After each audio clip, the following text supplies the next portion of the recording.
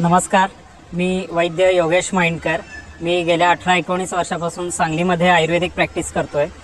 एक सहज कुतूहल म्हणून मी परवा एक प्रयोग केला। माझ्याकडे आलेल्या एका पेशंटचं ज्या बऱ्याच वर्षापासून मधुमेहासाठी औषधं घेत आहेत, तर त्यांचं रक्त मी एका सिरिंजमध्ये घेतलं, ते वेगवेगळ्या 4 बाटल्यांमध्ये भरलं आणि 4 नामांकित लॅबकडे पाठवून दिलं। या 4 लॅबचे जे रिपोर्ट आलेले आहेत त्यामध्ये खूप मोठा फरक आहे।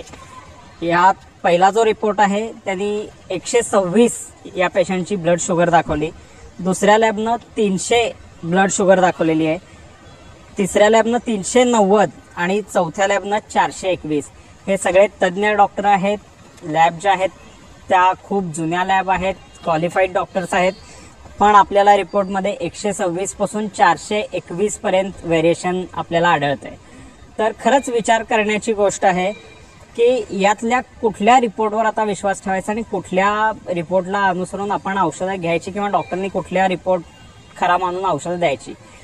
या सगळ्यानंतर मी एकाच कन्क्लुजनला आलेलो आहे की या रिपोर्टमध्ये काही टेक्निकल प्रॉब्लेम्स असू शकतात, काही मॅन्युअल प्रॉब्लेम्स असू शकतात। तर या रिपोर्टच्या फार नादाला न लागता, फार रिपोर्टवर भरोसा न ठेवता तुम्ही तुमच्या स्वतःच्या शरीरावर विश्वास ठेवा। तुम्हाला काय लक्षणे दिसतात, तुम्हाला काय त्रास होतोय, याकडे फक्त लक्ष द्या। आतल्या रिपोर्टकडे किंवा आत तुमचं शरीर काय सांगतंय याकडे जास्त लक्ष द्या। फार रिपोर्टच्या मागे लागू नका, असं मला इथे तुम्हाला सांगावंसं वाटतंय।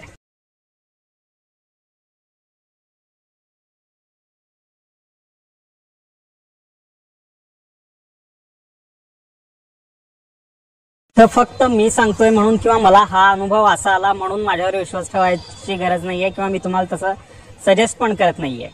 तुम्ही स्वतः हा प्रयोग करून बघा। तुमचं जे तुम्ही रक्त तपासणी करताय दर महिन्याची, ती एकाच वेळी 2-3 लॅबमध्ये करून बघा। काय अक्कल खाते 500-700 रुपये जातील, पण नेमकं शरीरात तुमच्या काय घडतंय हे तुमचं तुम्हाला नक्की कळेल। काही शंका आली तर तुमच्या जवळच्या वैद्यांशी तुम्ही संपर्क